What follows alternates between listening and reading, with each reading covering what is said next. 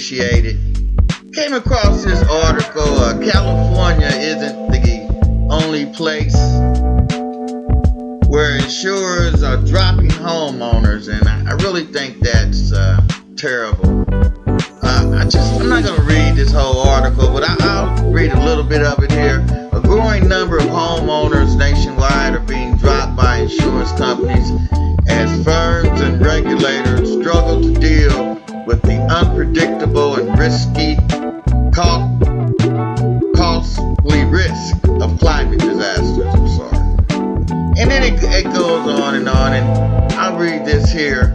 The rise of non-renewal notices, as they call, has attracted attention and criticism during the ongoing Los Angeles wildfires, where some major insurance companies had said last year they were dropping thousands of homes that ended up burning down in the raging fires. But it's not just a California thing.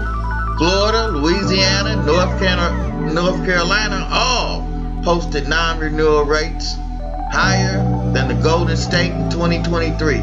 According to a Senate report released in December, Florida's rate was nearly 3% compared with California's rate of 1.8.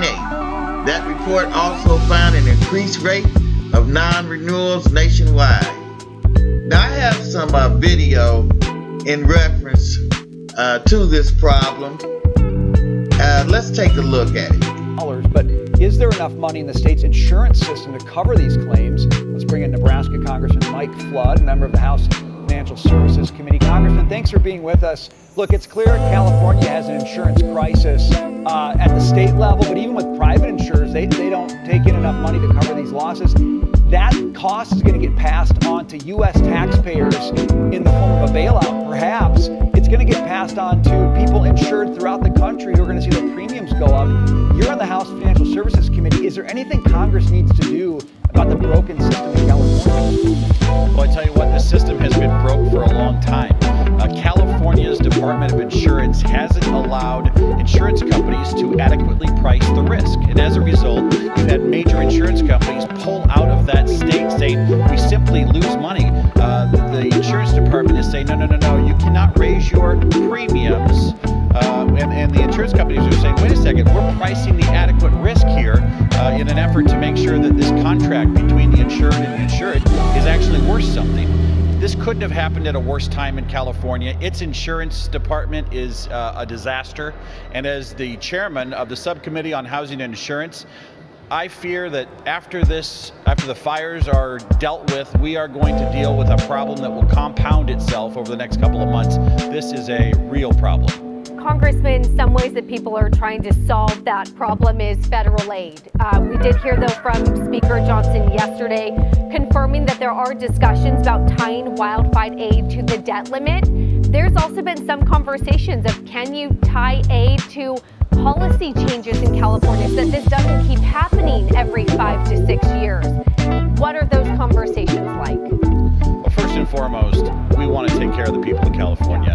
These are important folks. This is an important state. These are neighborhoods, regardless of party. I also have some video on the timeline of fires, and let's take a look at this video. I think it's pretty interesting.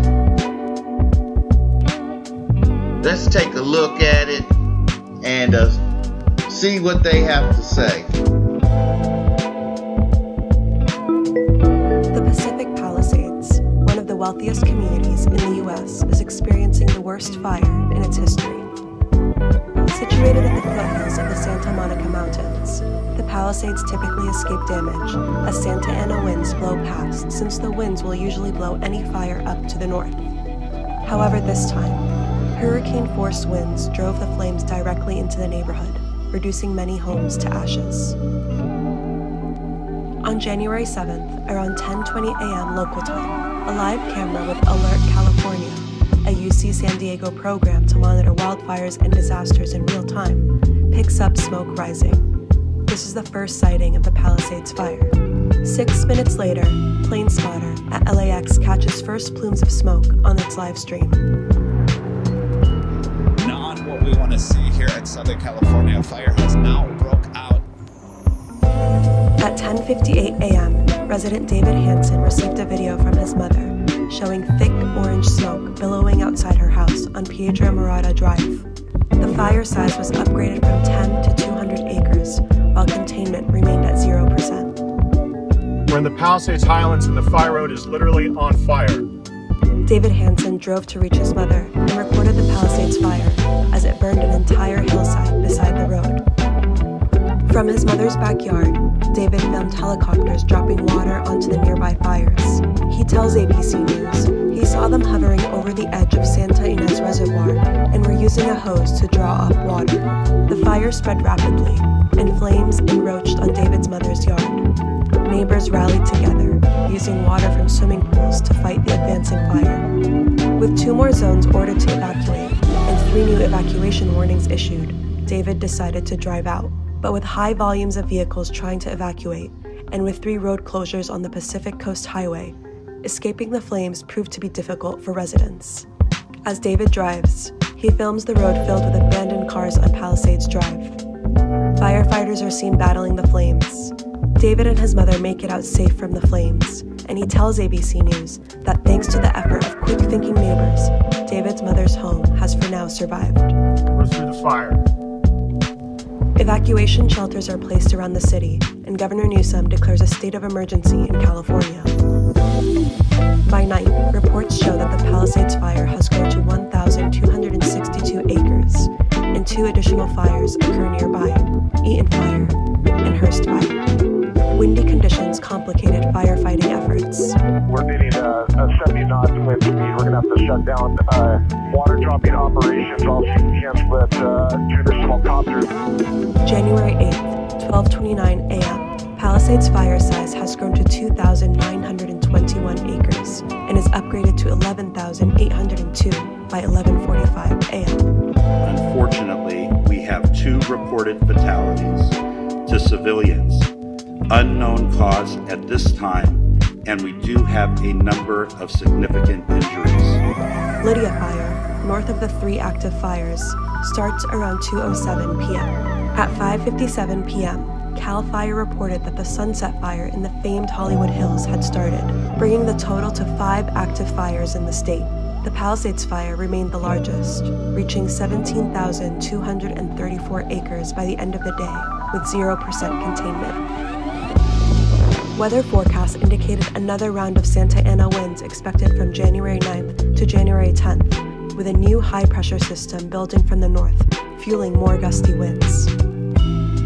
The Sunset Fire, which crossed more than 40 acres, was fully contained, but at 3:12 p.m., Kenneth Fire started to burn 50 acres in West Hills. On January 10th, the Palisades Fire has grown to nearly 20,000 acres with 6% containment, and the Eaton Fire to nearly 14,000 acres with 0% containment. Governor Newsom calls for an independent investigation into the, quote, loss of water pressure to local fire hydrants and the reported unavailability of water supplies from the Santa Ynez Reservoir, following a Los Angeles Times report that the Pacific Palisades Reservoir had been closed for repairs at the time the destructive fire started. Firefighters across the country, as well as Canada and Mexico, arrived to help battle the flames. Local authorities vowed to find out what exactly caused what is on track to become the worst natural disaster in U.S. history based on costs. This task force is made up of local, state, and federal partners designed to investigate the cause of these fires and to see if there's any connection between them. And more than a dozen others remain unaccounted for. 4 fires are still active, with Palisades Fire covering more than 23,000 acres and 19% contained.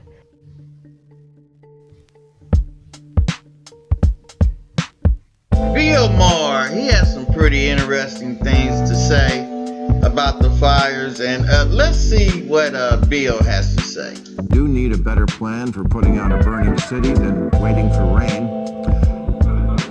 America is so partisan now that even when there's a disaster of any kind, so many people choose to defend their own team, even over death. A lot of Democrats in this one-party state this week went right to, don't blame politicians, you can't do anything about the wind.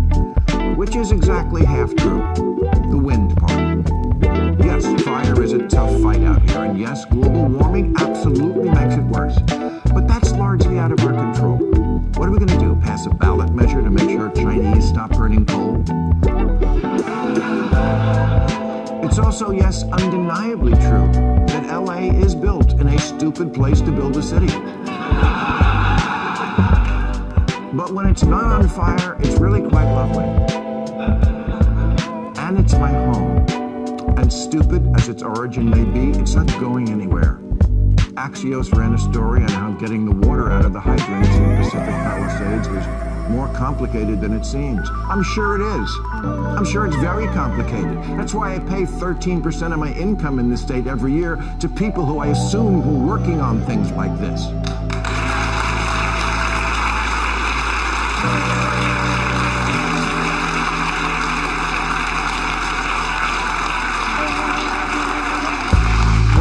Why so many of the hydrants in the Palisades ran out of water, Governor Newsom said the local folks are trying to figure that out. Yeah, you got to do that before the fire.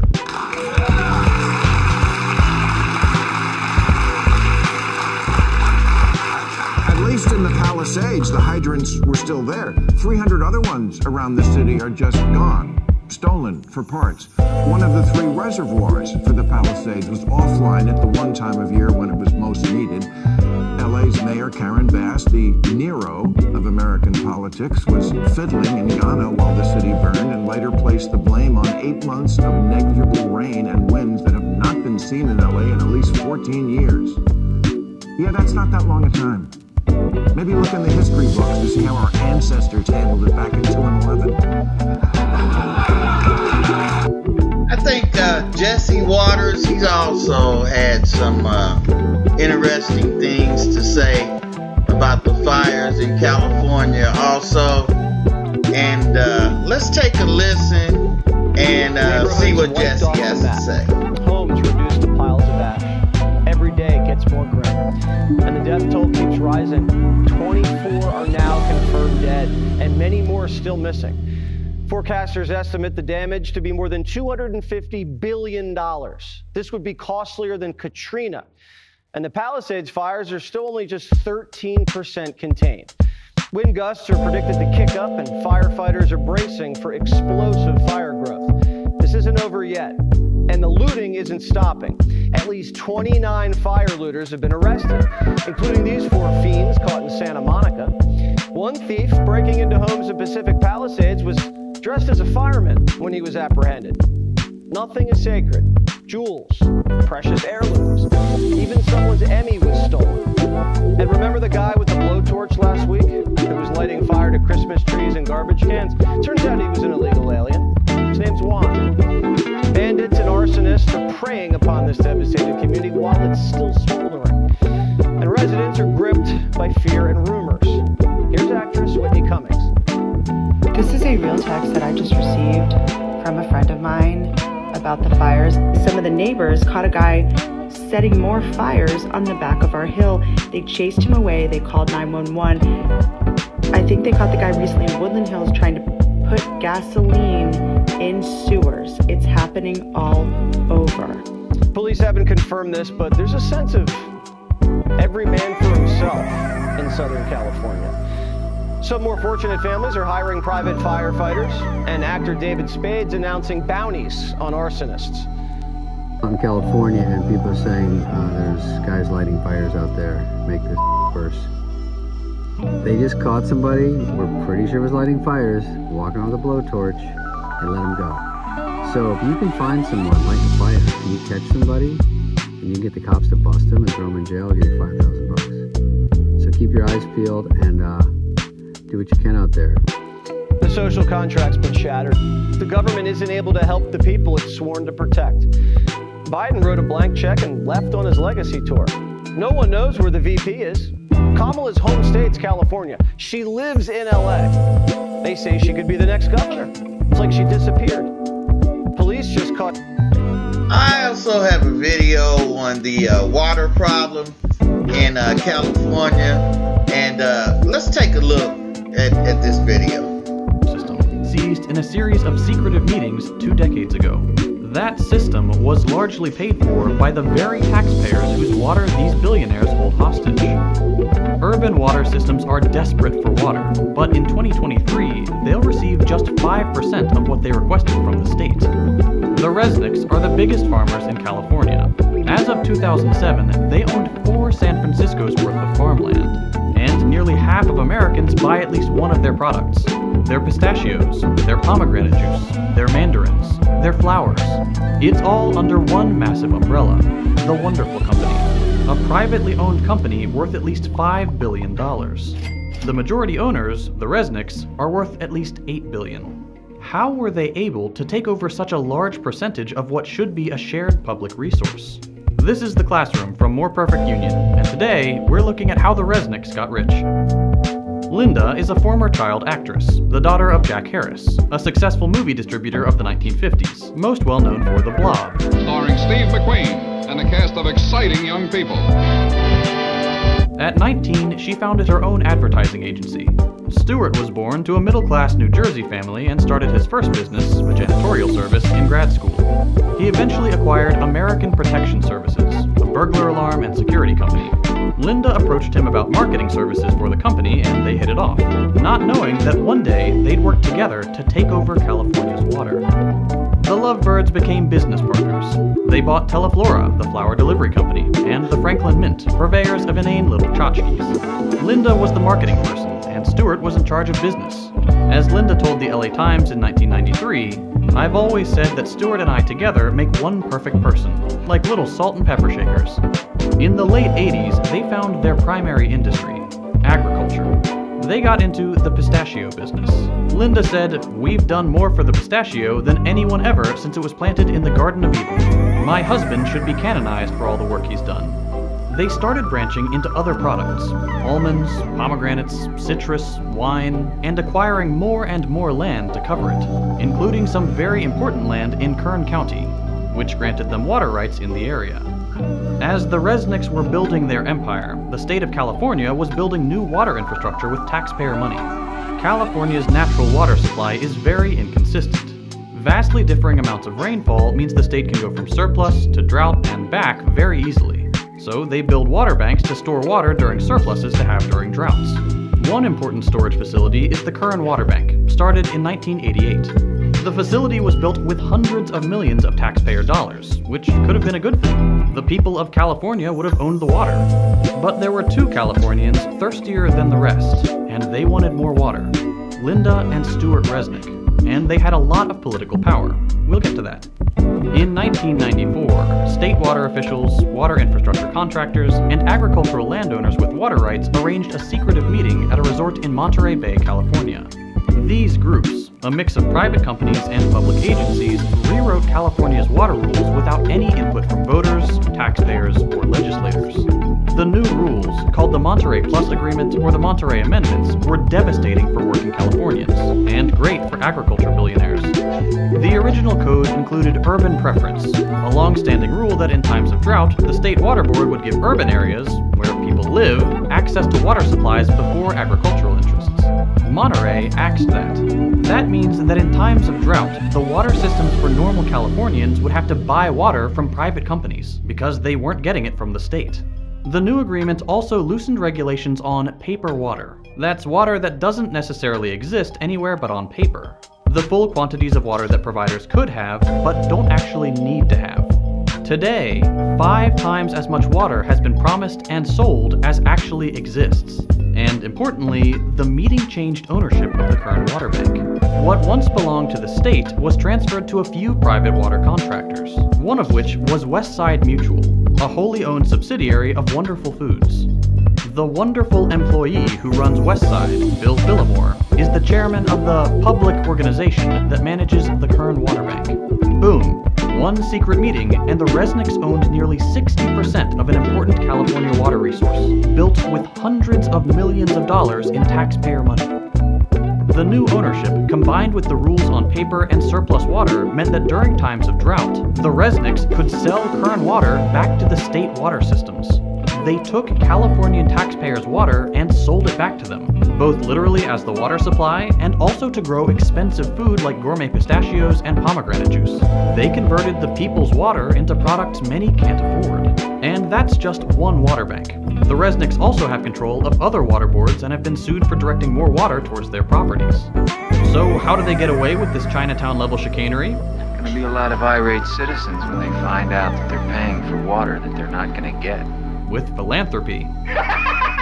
The Resnicks donate millions of dollars to politicians and research institutions, which help them secure control over water systems, and even get more water and more taxpayer funding.